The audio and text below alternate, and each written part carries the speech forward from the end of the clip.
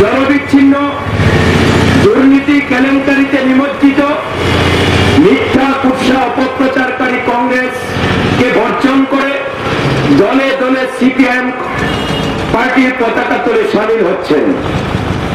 তাতে কংগ্রেস প্রার্থী খুঁজে পাচ্ছে না। যে সমস্ত প্রার্থীদের নির্বাচনে প্রতিদ্বন্দ্বিতা করার জন্য উপস্থিত করেছেন তাদের কোনো রাজনৈতিক পরিচিতিও নেই, জনগণ তাদের চিনতে পারছেন না।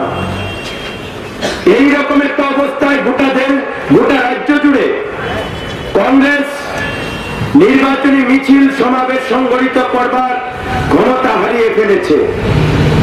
যারা নিষ্ঠাবান, যারা আদর্শবান, সেই সমস্ত কংগ্রেস পরিবার তারা সঠিক সিদ্ধান্ত নিয়ে আমাদের পার্টির পতাকা তোলে সামিল হয়ে বামফ্রন্ট প্রার্থীদের সমর্থনে সক্রিয়ভাবে, আন্তরিকভাবে, মনে প্রাণে দায়িত্ব পালন করার জন্য ভূমিকা গ্রহণ করতে শুরু করেছেন।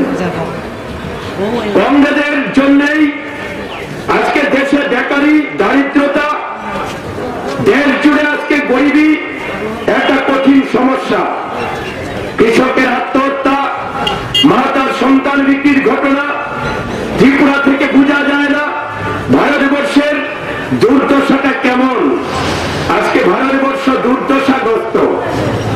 এইরকম একটা অবস্থায় ত্রিপুরা আমরা দেখেছি যত দিন যাচ্ছে লাল ঝান্ডার সমর্থন তত বেশি বৃদ্ধি পাচ্ছে।